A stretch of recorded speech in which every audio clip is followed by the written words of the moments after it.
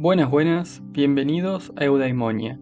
Hoy seguimos revisando una lista de 16 malos argumentos de los ateos del sitio crossexamine.org, que además dice cómo responderlos con una pregunta para el ateo. Si te perdiste la primera parte, puedes encontrarla en el link de la pantalla o en la descripción. Como dije en la primera parte, más que argumentos son frases o llamadas de atención, pero bueno, veamos qué tan malos son realmente. Argumento 9. La ciencia refuta a Dios. Este es uno de los argumentos más amplios de la lista. Hay muchos campos en la ciencia y algunos conceptos sobre Dios no tienen ninguna relación con esos campos. ¿Qué se dice exactamente aquí? Es necesario dar más detalles antes de que pueda hacer una discusión sustancial. Pregunta: ¿cuál es una forma en que la ciencia refuta a Dios? Esta es más bien una realidad histórica que otra cosa. Se puede decir que históricamente, las cosas para las que la gente decía que su Dios era la causa, la ciencia encontró que no era el caso y que había una explicación natural. Por ejemplo, si alguien pensaba que los rayos eran obra de Thor o de Zeus, o que los maremotos se debían a la ira de Poseidón, hoy podemos afirmar que esto no es así. ¿No estarían de acuerdo? La realidad es que a medida que avanza la ciencia, el lugar en el que podría existir algún dios se hace más y más pequeño. Esto, claro está, si pudiera alguien demostrar que ese dios efectivamente podría existir en primer lugar, algo que todavía nadie ha logrado probar. Obviamente, si hablamos de un dios que creó la Tierra hace 6.000 años y que creó todas las especies tal cual existen, también podemos decir que la ciencia ya ha refutado a ese dios, ya que sabemos que el universo y la Tierra tienen muchos más años que eso y que todas las criaturas vivas evolucionan. Con lo cual, si alguien presenta ese Dios, podemos decir que la ciencia ya lo refutó. El problema sería que el creyente no conoce o no entiende la ciencia. Por otro lado, si alguien plantea que cree en un Dios que nunca interviene ni intervino en el universo, entonces ese Dios escapa del alcance de la ciencia y de nuestras capacidades de verificarlo. Ahora, no hay ninguna razón para creer en ese Dios y la carga de la prueba la tendría quien lo propone, por lo que no sería la ciencia, sino la filosofía la que nos dice que lo coherente es mantener la hipótesis nula de que dicho Dios no existe. Argumento 10. Las historias de Jesús cambiaron como en el juego del teléfono. La historia dice: ¿conoces el juego del teléfono? ¿Empiezas con una frase y luego la cambias después de pasarla de persona a persona? Pues eso es lo que ocurrió cuando las historias de Jesús se transmitieron de persona a persona. Esta objeción no tiene en cuenta el aspecto comunitario de la tradición oral. Las personas podían contrastar sus relatos entre sí. La objeción también hace que se cuestione la fiabilidad de toda la historia antigua. Pregunta: ¿en qué se diferencia la forma de difundir los relatos en la historia antigua del juego del teléfono?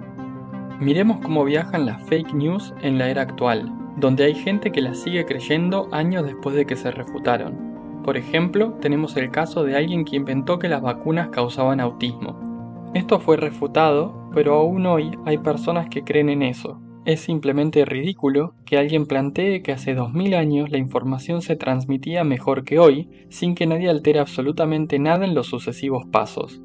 Las historias de Jesús se transmitieron durante décadas de forma oral, y es imposible saber cuánto pueden haber cambiado a lo largo de los años, pero cualquier persona medianamente razonable debería admitir que tienen que haber cambiado en esa inmensa cantidad de tiempo. Y no es que haya mala intención de quienes lo cambian, el cerebro humano es muy malo para recordar las cosas. Nos inventamos cosas, cambiamos detalles, y luego, cada vez que lo recordamos, mantenemos esos errores como si siempre hubieran estado allí. Ni hablar de que también puede haber gente malintencionada que mienta y modifique la historia. La realidad es que los relatos de los evangelios no coinciden siempre, a pesar de que varios son copias exactas de gran parte de los otros. Si ni siquiera los evangelios logran mantener una narrativa que sea exactamente igual y no dé lugar a confusiones, mucho menos se puede confiar en lo que fue un juego del teléfono que duró décadas. Argumento 11. Si te hubieras criado en otro lugar, creerías otra cosa. Esta es una de las objeciones más comunes al cristianismo. Si creces en un país de Oriente Medio, serías musulmán, no cristiano. Aunque este concepto tiene algo de verdad, está lleno de suposiciones sin fundamento. Tampoco tiene mucho efecto en la cuestión de si Dios existe realmente o no. Pregunta: ¿cómo sabes que creo en lo que creo por el lugar donde crecí? En este caso, es más una observación de probabilidad que otra cosa. Sí, probablemente si tus padres y la gran mayoría de la comunidad en la que vives creen otro Dios, es razonable pensar que si no eres crítico de lo que te dicen, tú también creerías lo mismo. Pero yo creo que también es un llamado de atención a ser más precavido antes de creer en algo. Sería bueno que el cristiano pudiera analizar sus propias creencias desde un punto de vista escéptico, del mismo modo que observa las creencias de otras religiones. ¿Te parecería creíble un libro que dice que las serpientes hablan y hasta que eran más inteligentes que las personas? ¿Qué evidencia hay de eso más allá de ese libro religioso? ¿Hay evidencias de que toda la Tierra se haya inundado por completo hace tantos años atrás? ¿Qué necesitarías para creer las afirmaciones que hacen otros libros religiosos? Si aplicaras ese estándar para tu libro religioso, ¿qué cosas serían diferentes en tu creencia? Argumento 12. Los ateos pueden ser buenos sin creer en Dios. Esta afirmación es cierta en el sentido de que las personas que no creen en Dios pueden tomar decisiones que sean morales, pero la afirmación ignora el fundamento del bien, la cuestión de qué causó la existencia de los deberes morales objetivos.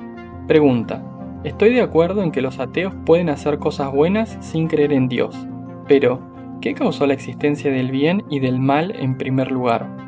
Bueno, el bien y el mal son algo que nos inventamos nosotros, los seres pensantes. No existe un parámetro objetivo de lo que está bien o está mal, sino que lo definimos nosotros. Como sociedad, planteamos objetivos que queremos conseguir y reglas que nos permiten acercarnos a estos, que podrían ser lograr el mayor bienestar para la mayor cantidad de gente posible o reducir el daño que hacemos a otros, etc. Sin dudas hay un fuerte componente evolutivo en todo esto.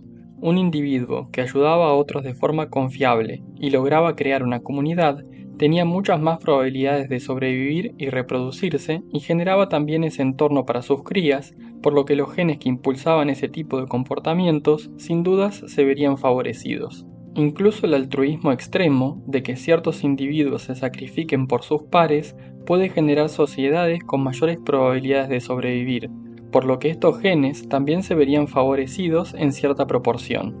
Ahora, cuando comenzamos a pensar un poco más, las cosas se fueron complicando y le empezamos a dar más o menos importancia a diferentes valores y cuestiones. Distintas sociedades sin duda tienen diferencias morales cuanto más nos alejamos de los valores que nos dan nuestros instintos, y también somos capaces de reconocer que eso que la evolución nos dio no siempre está bien. Las circunstancias son muy importantes para juzgar si algo está bien o está mal. Si alguien mata a otra persona por placer, no la juzgamos de la misma forma que si la mata por accidente, en defensa propia o en defensa de otra persona. En fin, la moral, al menos sus bases, son tanto subjetivas como relativas y las definimos nosotros, por lo que es importante hablar de estos temas. Y creo que eso responde a la pregunta de la página. Argumento 13. La religión es tóxica. La idea aquí es que el pensamiento religioso siempre motiva acciones que son malas. Un problema de esta idea es que la religión es un término muy amplio. Pone a las personas que siguen todo tipo de religiones bajo un mismo paraguas, aunque las diferencias entre estas religiones sean muy marcadas. También resta importancia a cualquier acción potencialmente buena realizada por motivos religiosos. Pregunta: ¿te refieres a una religión concreta o dices que todas las religiones son tóxicas? Esto me hace acordar al libro de Christopher Hitchens, Dios no es grandioso, cómo la religión lo envenena todo. Supongo que la frase tiene una fuerte influencia de eso. En algún lugar lo escuché a Hitchens planteando lo siguiente, y lo voy a parafrasear según lo que recuerdo, así que siéntanse libres de corregirme si me equivoco en algo. Si les digo a todos que piensen en una acción que todos considerarían buena, pero que únicamente se puede haber dado gracias a la fe, ¿qué me nombrarían? Probablemente a todos les cueste pensar en algún ejemplo, pero si ahora les pregunto, piensen en algo malo que solo se puede dar por la religión, seguramente todos puedan dar algún ejemplo. Eso lo empezó a decir muy cerca en el tiempo de los atentados de las Torres Gemelas en Estados Unidos, por lo que el ejemplo lo tenían todos en la punta de la lengua. Sin embargo, creo que las mismas cosas malas se pueden hacer también sin religión, calificando como malo a algo que reduce el bienestar de todos en el mundo. Fanáticos puede haber por cualquier cosa, la base diría que está en la falta de pensamiento crítico y empatía para con otras personas, que si bien esto también es la base de la religión, no es exclusivo de esta. Volviendo a la frase original, si yo mencionara la misma, me referiría a todas las religiones sin dudas. Y esto no es que no pueden hacer cosas buenas, sino que el balance de las religiones es muy negativo. Todas nuestras creencias, en mayor o menor medida, tienen influencia en nuestras acciones, en nuestros pensamientos y en nuestras definiciones morales. Por eso, la Iglesia Católica sigue existiendo, a pesar de ser una organización mafiosa que protegía y quizás sigue protegiendo a pederastas en todo el mundo. Sin dudas hay religiones más nocivas que otras, pero todas se basan en la suspensión del pensamiento crítico, por lo que no veo cómo pueden ser buenas. Si para cualquier resultado se puede llegar de forma lógica, empática y coherente, ¿por qué seguir utilizando métodos que acarrean problemas tan grandes? Argumento 14. Jesús es solo una copia de los dioses paganos. Este argumento parece poderoso en la superficie, ya que los ateos apilan rasgos similares entre Jesús y los dioses paganos: nacido de una virgen, resucitado, nacido el 25 de diciembre, etc. Pero cuando se profundiza en las fuentes primarias de los dioses paganos, se encuentra que los rasgos no se alinean con las historias reales de esos dioses. Pregunta: ¿de qué dios es Jesús una copia y cómo lo sabes? Creo que esto venía de un video o una película que se llamaba Zeitgeist, o como se pronuncie, que nombraba diferentes dioses y características de estos. Si no me equivoco, la mayoría de las cosas que se nombraban allí estaban mal o era imposible encontrar una fuente que mencionara eso. La fecha exacta en que nació cada dios, por poner un ejemplo, no siempre se sabe.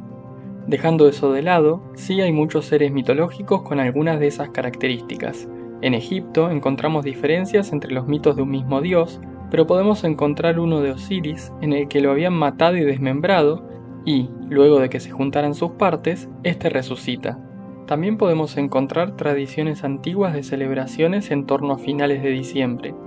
Yo pienso que probablemente el mito de Jesús se basó en muchas de estas otras religiones, tomando elementos de todas para buscar atraer con mayor facilidad a sus creyentes. Igualmente, no nos alejemos de lo principal aquí. ¿Qué evidencias hay de que Jesús haya nacido de una virgen? ¿De que resucitó? ¿De que nació el 25 de diciembre?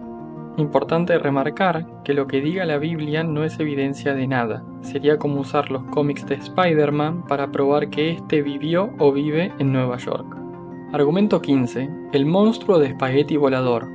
Los nuevos ateos pretenden hacer un comentario al mencionar esta criatura ficticia, que se pueden asignar los atributos de Dios a cualquier cosa al azar.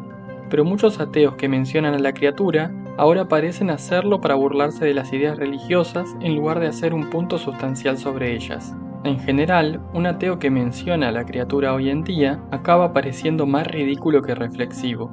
Pregunta: ¿qué relevancia tiene el monstruo de espagueti volador para lo que tú dices sobre Dios?